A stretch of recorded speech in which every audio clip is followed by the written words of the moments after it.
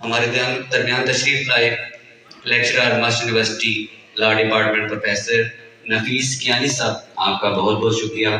چودھری منشا صاحب، چودھری صدر صاحب، راجہ شفیق صاحب، آپ کا بہت بہت شکریہ تشریف لانے کا.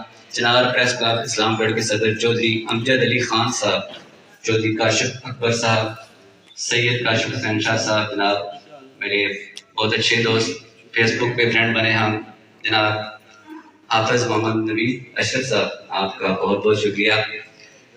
حاجی اخلاق احمد دانش صاحب، راجہ شفیق خان صاحب سابق AEO، راجہ حمزہ شفیق، صدر عبدالرشید صاحب، چودھری ساجد حسین صاحب، آپ تمام احباب کا دل کی اتھاہ گہرائیوں سے شکریہ.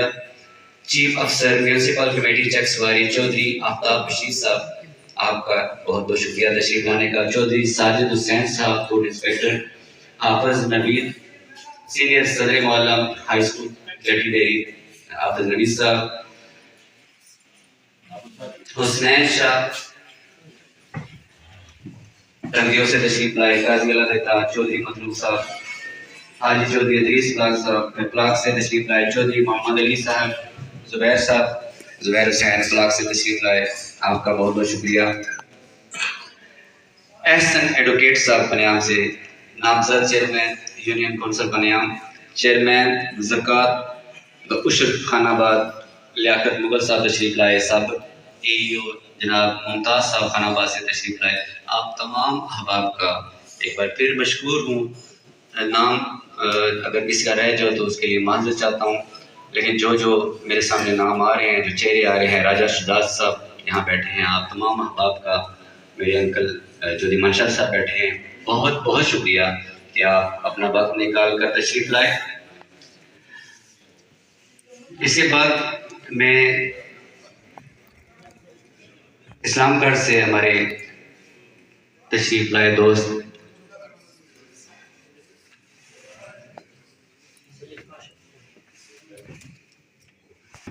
سابق صدر جناب پریس کلب جناب سید کاشف حسین شاہ صاحب سے گزارش کروں گا کہ وہ آئیں اور اپنے خیالات کا اظہار کریں.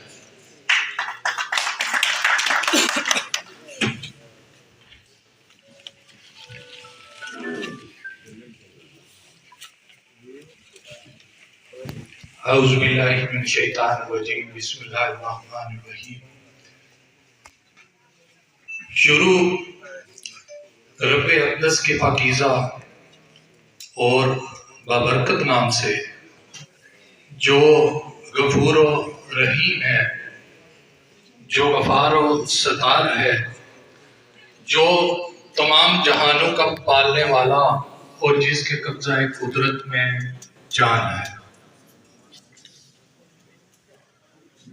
آج کی اس تقریب کے مہمان خصوصی محترم ظفر انور صاحب، سینئر نائب صدر پاکستان تحریک انصاف عابد حسین چودھری صاحب، چودھری عالم صاحب، سیکرٹری جنرل زاہد بشیر سوہاج صاحب اور دیگر جتنے بھی شرکاء ہیں، ان کو میں اپنے دل کی اتھاہ گہرائیوں سے السلام علیکم پیش کرتا ہوں. اور اس کے بعد میں یہاں پہ کیونکہ میرے بات نہیں کرنی تھی، لیکن عابد صاحب میرے جو ہیں بڑے پرانے دوست ہیں اور ہم نے بڑا اچھا وقت گزارا ہے، ایک ساتھ گزارا ہے، دوست ہیں اور اب بھی ہیں. لیکن کیونکہ اب ہمارے جو ہے وہ تھوڑے سے راستے شعبہ صحافت سے جدا ہو چکے ہیں، اب میں صحافت سے جو ہے وہ کنارہ کشی کر چکا ہوں، لیکن ان کی محبت تھی، ان کے ساتھ ہم نے بڑا وقت گزارا. آج یہ جو ہے وہ صدر منتخب ہوئے تو میں یہاں پہ آ کر اگر بولتا نہ، گفتگو نہ کرتا تو میں سمجھتا ہوں کہ یہ بڑی زیادتی ہوتی. ایک سچ کی یہ قیمت چکانا پڑی، ایک سچ کی یہ قیمت چکانا پڑی. رات دن ہم صلیبوں پہ لٹکے رہے، روشنی کی طلب میں ہم اہل جلوں، عمر ساری اندھیروں میں بھٹکے رہے.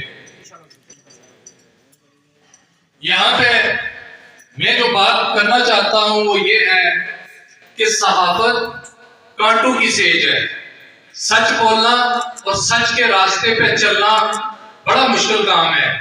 ماضی میں ہم نے بات کی تھی، ایک ہمارے پاس ہم تیر کی بات کیا کرتے تھے، تلوار کی بات کیا کرتے تھے. جس انسان کے ہاتھ میں تیر یا تلوار ہوتی تھی اس کے کندھوں پہ بڑی ذمہ داریاں بھی ہوتی تھی. تیر اور تلوار صرف طاقت کی علامت نہیں تھی بلکہ عدل و انصاف کی بھی علامت تھی. اگر آج کے دور میں آپ دیکھیں تو قلم ہے، قلم کی بھی ایک حرمت ہے. جب تک آپ اس حرمت کا خیال نہیں رکھیں گے، سچائی کے راستے پہ نہیں چلیں گے، تب تک لوگ آپ کو جو ہے وہ تسلیم نہیں کریں گے. سچ بولنا آج کل کے دور میں بہت مشکل کام ہے. عارف صاحب یہاں پہ بیٹھے ہوئے ہیں، یہ بھی ان راستوں کے جو ہے وہ مسافر ہیں. یہ سمجھتے ہیں کہ اس معاشرے کے اندر جو ہے وہ سچ بولنا یا سچ لکھنا جو ہے وہ کتنا مشکل کام ہے. آج کل کے دور میں المیہ یہ ہے کہ ہم کیا کرتے ہیں کہ ہمارے پاس دو راستے ہوتے ہیں، ایک جو ہے حق کا ہے اور ایک باطل کا ہے. میں نے آبزرو کیا ہے، میں محقق بھی ہوں، تحقیق بھی کرتا ہوں، میں نے یہ آبزرو کیا ہے کہ ہم ان دو راستوں میں سے، یعنی سچائی اور جھوٹ میں سے، حق یا باطل میں سے، دونوں راستوں میں سے ہم ایک راستے کا اگر چناؤ کرنا پڑے تو نہ ہم حق کے ساتھ کھڑے ہوتے ہیں اور نہ باطل کے ساتھ کھڑے ہوتے ہیں. ہماری یہ کوشش ہوتی ہے کہ ہم بیچ میں سے کوئی درمیانہ راستہ اختیار کریں. اور جو لوگ آج کل کے دور میں سچ بولتے ہیں، میں سمجھتا ہوں کہ ان کو سلام کرنا بنتا ہے. یہ جو صحافی حضرات آپ کو نظر آ رہے ہیں، یہ بغیر تنہا کے 24 گھنٹے کام کرتے ہیں، اتنی محنت کرتے ہیں آپ کے علاقے کے لیے، اپنے لوگوں کے لیے، سچائی کے لیے. اور ان کو سب سے زیادہ جو مشکل کا سامنا ہے وہ سچ بولنے میں ہے.